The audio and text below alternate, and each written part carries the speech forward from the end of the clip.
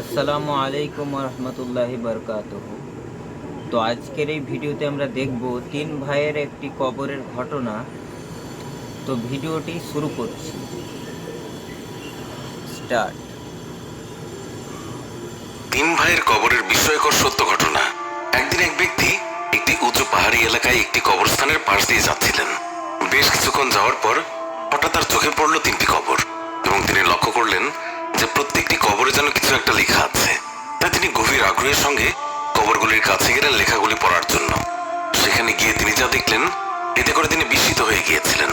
কবরের এই লেখাগুলো পড়ে সেগুলোর সঠিক অর্থ খুঁজে বের করার জন্য তিনি ওই এলাকার একজন বৃদ্ধ জ্ঞানী আলেমের কাছে গেলেন এবং তিনি তাকে জিজ্ঞাসা করলেন, আপনি কি এদের অর্থাৎ এই কবরগুলির কাহিনী জানেন?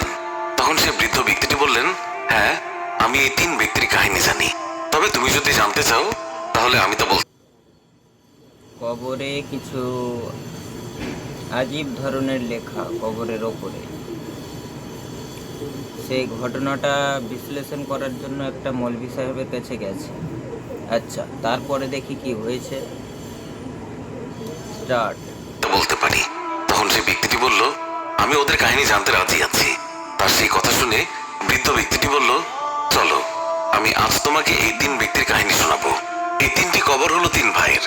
তাদের মধ্যে এক ভাই যে বাচ্চার সকল কাজের দেখাশোনা করত, দ্বিতীয় ভাই একজন বড় ব্যবসায়ী ছিলেন এবং প্রচুর টাকার মালিক ছিলেন, আর তৃতীয় ভাই অনেক ইমানদার বান্দা ছিলেন। তিনি তার সারাটা জীবন আল্লাহর পথে ইবাদত করে কাটিয়েছেন। হঠাৎ একদিন দুই ভাইয়ের কাছে তাদের ইমানদার ভাইয়ের অসুস্থতার খবর এসে পৌঁছালো। ফলে তার দুই ভাই তাদের ইমানদার ভাইয়ের কাছে তাড়াতাড়ি চলে গেলেন। সেখানে গিয়ে তারা দেখলেন তাদের ভাই শেষ নিঃশ্বাস গুনছে। তারা তাদের ভাইকে জিজ্ঞাসা করলেন, তোমার কি কোনো শেষ ইচ্ছে আছে, বা তুমি তোমার সম্পত্তিগুলোকে তোমার ছেলে মেয়েদের মধ্যে কিভাবে ভাগ করতে চাও? আমাদেরকে বলো, আমরা তাই করব। তখন মৃত্যুশয্যায় তার ভাই বললেন, তাদের দেওয়ার মতো আমার কাছে কিছুই নেই। তাহলে তুমি আমাদের সম্পত্তির কিছু অংশ নাও, আর সেই অংশ দিয়ে তোমার ছেলে মেয়েদের ইচ্ছে পূরণ করে যাও। তার ইমানদার যে নামাজ পড়তো সে অসুস্থ, সে অসুস্থ, তাহলে সেই তার সম্পদ তার ছেলে মেয়েদেরকে দিতে বলছে। তারপরে দেখি কি হয়েছে, বা তোমার মনের শান্তি পূরণ করে যাও। তখন এই ইমানদার ব্যক্তিটি বললেন, না, আমার কোনো কিছুর দরকার নেই। তাই তখন তিনি তার ব্যবসায়ী ভাইকে বললেন, ভাই, তুমি আমার একটি কাজ করবে। আমি যখন মৃত্যুবরণ করব আর আমাকে গোসল করানোর পর যখন কবর দেওয়া হবে, তখন আমার কবরের উপর লিখে দিবে যে পার্থিব বা দৈনন্দিন জীবনের সফলতা গ্রহণ কি কোনো কাজে আসতে পারে? পৃথিবীর সফলতা আখিরাতের কোনো কাজে আসবে না, আর আল্লাহ তাআলা পৃথিবীর সকল কাজের হিসাব নেবেন। যদি ভালো কাজ করে থাকেন তাহলে ভালো ফল পাবেন, আর যদি খারাপ কাজ করে থাকেন তাহলে খারাপ ফল পাবেন।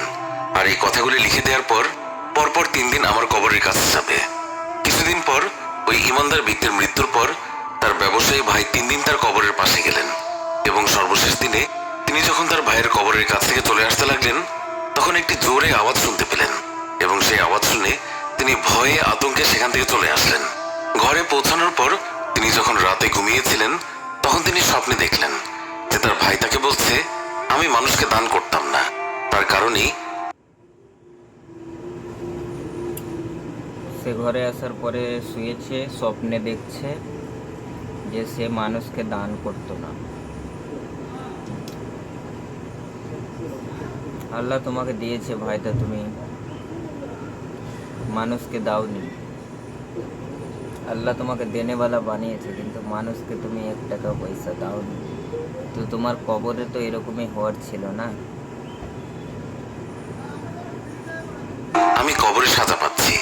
স্বপ্ন দেখার পর ওই ব্যক্তি নিজের ধন সম্পদ সব বিলিয়ে দিয়ে, সব আরাম আয়েশ ত্যাগ করে দিয়ে আল্লাহর পথে ইবাদত করার জন্য মুসাফিরদের সাথে চলে গেলেন। তিনি এক জায়গা থেকে আরেক জায়গায় সফর করে বেড়াতেন। আল্লাহর পথে ইবাদত করতে করতে যখন তার শেষ নিঃশ্বাসের সময় হয়ে গেল, তখন তার ভাইকে খবর দেওয়া হলো, এবং তার ভাই আসার পর সে তার ভাইকে শুধু একটি কথাই বলল, যে আমার একটি শখ কি তুমি পূরণ করবে? যখন আমি মৃত্যুবরণ করব এবং আমাকে গোসল করিয়ে কবর দেওয়া হবে, তখন আমার কবরের উপরে এই কথাটি লিখে দেবে। আসল মানুষ তো সে, যার চিন্তা হবে যে যে কোনো সময় তার চলে যেতে হবে, যে কোনো সময় তার মৃত্যু হয়ে যেতে পারে, যে কোনো সময় তার ক্ষণিকের বাসস্থান এই পৃথিবী ছেড়ে তার আখিরাতের যাত্রার কবরে শায়িত হতে হবে। আর আমার মৃত্যুর 3 দিন পর্যন্ত সাক্ষাৎ করতে যাবে। ভাইয়ের মৃত্যুর পর তার কথা মতো তার ভাই 3 দিন তার কবরে গেল এবং শেষ দিনে তার কবরে একটি শব্দ শুনতে পেল এবং সেই শব্দ শোনার পর তিনি ভয়ে সেখান থেকে চলে আসলেন। বাড়ি আসার পর তিনি যখন ঘুমালেন তখন তাকে স্বপ্ন দ্বিতীয় দিন আর একবার একটি স্বপ্ন দেখেছে। দ্বিতীয় দিন আবার একটি স্বপ্ন দেখেছে। দেখা যাক তারপর কি হলো। দেখানো হলো যে তার ভাই তাকে বলছে, এই পৃথিবীর মায়া বেশি দিন করো না। ভাইয়ের এই কথা শুনে সে স্বপ্ন থেকে জেগে উঠল এবং সে তার সন্তানদের সকল ধন সম্পত্তি বন্টন করে চলে গেল সাধারণ জীবন যাপনের জন্য। এইভাবে কিছুদিন কেটে যাওয়ার পর যখন তার জীবন প্রদীপ নিভে যাওয়ার সময় এলো তখন সে সেখানে তার ছেলে মেয়েদেরকে ডাকলো এবং সে তার ছেলেকে বলল, আমি আমার দায়িত্ব পালন করেছি, বর্তমানে আমার কাছে আর কিছুই নেই যা তোমাদের দিতে পারবো। বাবা হিসেবে আমার শেষ ইচ্ছে তুমি আমার কবরে লিখে দেবে। ভয় হয় না কেন সেই সব মানুষদের, সেই সব মানুষ যারা বুঝতে চায় না কিছুদিন পর তাদের যৌবন বৃদ্ধে পরিণত হবে, শরীরের সকল চামড়া কুঁচকে যাবে। এটা বলতে চাইছে এই গল্পের মাধ্যমে আমরা এই শিক্ষাটাই পেলাম যে কোনো জিনিসের লোভ করতে নেই, আর আল্লাহ তোমাকে যা দিয়েছে সেটা আল্লাহর পথেই ব্যয় করতে হবে। সেটা ধন সম্পত্তি হতে পারে, এটাই বলছি। বাবার কথা মতো ছেলেটি তার বাবার কবরে কথাটি লিখে দিল এবং বাবা মারা যাওয়ার কয়েকদিন পর রাতে সে যখন ঘুমিয়েছিল তখন তার বাবা তার স্বপ্নে এসে তাকে জানিয়ে দিলেন, পৃথিবীতে তুমি তোমার সব কাজকর্ম সেরে নাও, যত পারো আল্লাহর ইবাদত করো, মানুষের মধ্যে দান করো এবং সৎ পথে চলো, তোমার জীবন আলোকময় হবে। আমাদের এই ভিডিও সম্পর্কে মন্তব্য জানাতে কমেন্ট করুন।